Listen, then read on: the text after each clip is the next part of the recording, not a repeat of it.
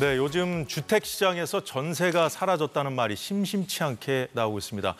서민, 중산층의 주거비 부담이 가중될 거란 우려도 커지고 있는데 정철진 평론가와 함께 현재 부동산 시장 상황 점검해 보겠습니다. 안녕하세요. 네, 안녕하십니까. 전세 대란이라는 말이 또 나오고 있던데 이번에는 진짜로 심각한 상황입니까? 그러니까 현재까지만 놓고 보면 대란이라는 표현은 아직은 맞지 않습니다. 그러나 지금이 중요한 변곡점이다. 갈림길에 서 있다. 이렇게 그렇군요. 평가하고 분석하는 것이 맞다. 이렇게 보여지는데요. 서울이 좀 심하죠? 그렇습니다. 실제 통계를 좀 분석해 볼 필요가 있을 텐데 팩트적으로 보면 현재 이제 전세 가격은 53주, 서울만 따져 놓고 봅니다. 53주 연속 계속해서 오르고 있습니다. 이게 역대로 따지면 한 4번째 정도의 긴 기간 계속해서 오르는 거예요. 그래요? 물론 과거에 2015, 16, 17 또 코로나 이럴 때 보면 120주, 130주 연속 오르기도 했었거든요. 그러니까 지금 53주 연속 올랐던 것은 뭐 5위 아니긴 하지만 중요한 포인트가 하나 있습니다. 이게 53주 꾸역꾸역 오르기는 했으나 오를 때마다 폭이 과거에 100주 연속 올랐을 때와 좀 다르게 뭐 한 주에 0.01, 뭐 0. 요 정도가 올랐기 때문에 실질적으로 길게 올랐지만 전세 가격 자체는 큰 폭으로 오른 것은 아니었습니다. 다만 제가 왜 지금이 중요한 변곡점이고 갈림길이라 이렇게 말씀을 드리냐면 5월 첫째 주, 둘째 주 넘어가면서 갑자기 이 주단 집계되는 전세 가격의 주간 상승률이 크게 튀어오르고 있는 거예요. 0.1%씩 혹은 0.2%씩 튀어오른 점이 하나가 있고 또 하나 5월 둘째 주, 셋째 주에 최근에 거래됐던 전세 가격. 물론 이제 서울의 마용성들, 강남 쪽이기는 하지만 1년 전에 비해 뭐 10%, 많게는 16% 이상 전세 가격이 튀어오른 채 신규 계약이 된 그런 사례들이 있기 때문에 여기에서 좀 더 가게 된다면 이제는 뭐 길게 오른 것뿐만이 아니라 전세 가격 자체도 상당폭 빠르게 가격 자체도 급등할 수 있겠다. 이래서 갈림길, 변곡점이라는 표현을 쓴 겁니다. 지금 말씀하신 가격 자체라는 게 매매가 말씀은 아닌 거죠? 전세 가격입니다. 왜냐하면 부동산 시장은 여전히 침체되어 있는 상황이에요. 이제 뭐 집값이 여전히 고점이라는 인식이 아직 강하고 그런데 이제 왜 그 전세가만 이렇게 오르는 것인가? 아주 중요한 분석이십니다. 매매 가격도 뭐 올랐다, 뭐 전고점을 회복했다라고는 하지만 이것은 서울에서도 마용성, 마포용산, 성동 그리고 강남에 국한된 그런 얘기고요. 지역별 편차가 맞습니다. 서울 자체만 놓고 봐도 강북 쪽에서는 아직까지도 좀 힘겨운 상황. 지방 쪽으로 내려가면은 뭐 더 이상 말할 것도 없고요. 그런데 왜 이렇게 전세 가격 같은 경우에는 서울은 물론이고 지방 대도시 쪽에서도 전세가는 상당 부분 좀 오르고 있는, 그러니까 떨어지지는 않고 있거든요. 이런 현상. 첫 번째는 역시 그동안에 있었던 뭐 3년 넘게 괴롭혀왔던 전세 사기. 이게 문제입니다. 왜냐하면 전세 사기가 오게 되면서 상당히 전세 수요 중에서 빌라, 다세대, 이 뭐 다가구 주택을 다 회피하는 현상이에요. 아파트로 몰리는. 아파트로. 그러면 아파트 쪽에만 전세가 몰리겠죠.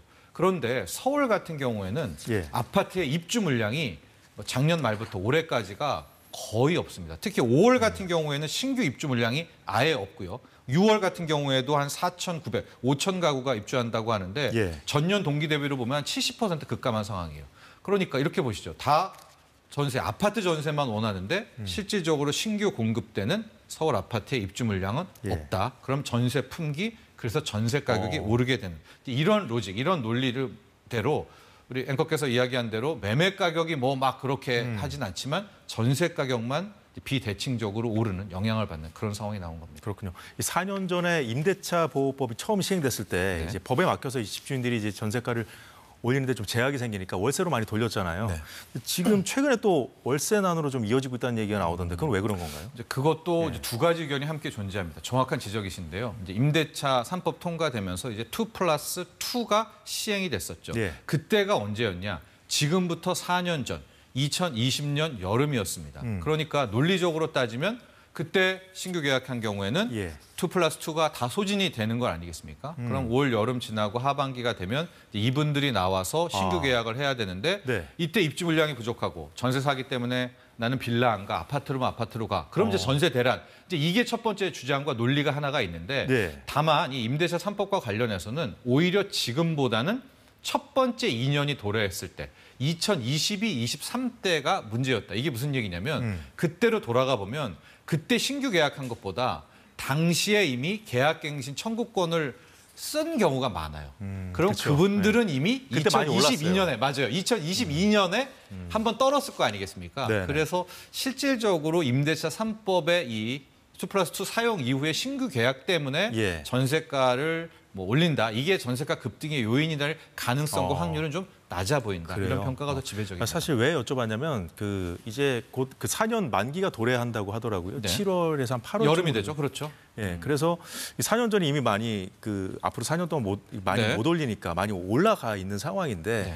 여기서 이제 만기가 도래하면서 더 올라갈지 네. 아니면 이미 어느 정도 반영됐다고 봐야 되는 건지. 맞습니다. 최근에 어떤 그 빌라로 갔던 게 수요까지 몰리면서 더 두고 봐야 되는 건지 좀 궁금해요. 네, 분명히 그게 우려될 사항이긴 하지만 제가 앞서 지적한 대로 예. 모든 게 2+2 쓴 게 아니라 이미 그때 기존의 세입자가 2020년 당시에 이 계약갱시 청구권을 쓰게 되면서 예. 오히려 2022, 23 때 한 번씩 다 털고 갔었다라는 그런 주장이 하나가 있고 예. 지금 같은 상황에서도 이 지역별 편차가 워낙 크잖아요. 매매가도. 마찬가지로 전세가 역시도 지역별 편차가 크기 때문에 집주인들이 앞으로 4년간 여기서 살아야 되니까 왕창 임대차 3법 때문에 그렇게 전세 가격을 높이 부르기도 역시 집주인의 그 해당 집의 구역 자체에도 많은 영향을 미치게 될 겁니다. 자, 어쨌거나 이제 주거비 부담이 커지고 있는 상황인데 이제 정부에서 그 발표한 분석이 하나에서 제가 이제 가져와 봤는데요.